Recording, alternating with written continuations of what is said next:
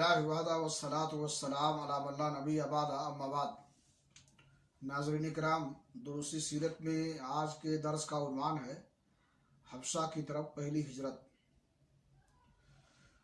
جور و ستم کا سلسلہ نبوت کے چوتھے سال کے درمیان یا آخر میں شروع ہوا تھا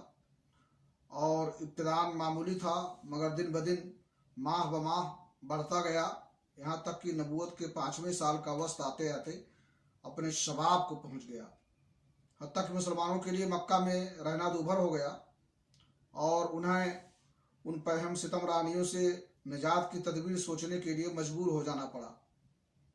انہی سنگین اور تاریک حالات میں سورہ کہف نازل ہوئی۔ یہ اصلاً تو مشرکین کے پیش کردہ سوالات کے جواب میں تھی، لیکن اس میں جو 3 واقعات بیان کیے گئے ہیں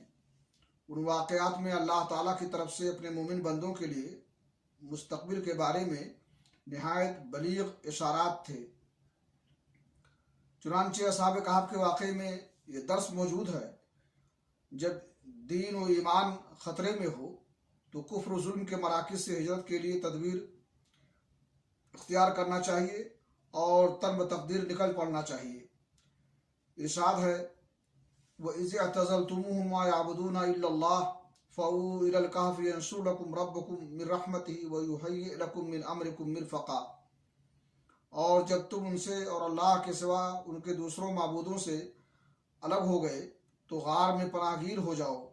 تمہارا رب تمہارے لیے اپنی رحمت پھیلا دے گا اور تمہارے کام کے لیے تمہاری سہولت کی چیزیں مہیا کر دے گا۔ آج کے درس میں انہی باتوں پر اکتفا کرتے ہوئے اللہ رب العالمین سے